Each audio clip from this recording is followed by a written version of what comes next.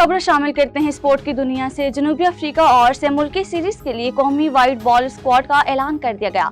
बाबर आजम और नसीम शाह की T20 team में वापसी हुई है। पीसीबी के मुताबिक T20 इंटरनेशनल के लिए 15 रुकनी और वनडे के लिए 16 रुकनी स्क्वाड का ऐलान किया गया है। पाकिस्तान और जनूबी अफ्रीका के दरमियान T20 इंटरनेशनल सीरीज 28 अक्टूबर से 1 नवंबर तक खेली जाएंगी। जनूबी अफ्रीका के खिलाफ वनडे सीरीज फैसलाबाद में 4 से 8 नवंबर तक खेली जाएंगी। श्रीलंका और जिम्बाब्वे के साथ से मुल्की सीरीज 17 से 29 नवंबर तक रावलपिंडी और लाहौर में खेली जाएंगी, जिसके बाद पाकिस्तान और श्रीलंका के दरमियान वनडे इंटरनेशनल सीरीज 11 से 15 नवंबर तक रावलपिंडी के क्रिकेट स्टेडियम में खेली जाएंगी। क्रिकेटर आसिफ अफरीदी का कहना था कि मेरी बेटी स्पेशल चाइल्ड है और गुज़श्ता रोज से अस्पताल में जेर इलाज है, जिसकी वजह से मैं काफी परेशान हूँ। रावलपिंडी के टेस्ट के तीसरे दिन के खेल के इख्तिताम पर गुफ्तगू करते हुए आसिफ अफरीदी का कहना था कि मेरे 4 बेटे और 1 बेटी है, ताहम बेटी स्पेशल चाइल्ड है और गुज़श्ता 2 रोज से खराब तबीयत की वजह से अस्पताल में जेर इलाज है। बेटे की बीमारी की वजह से मैं काफी परेशान हूँ। अहलिया ने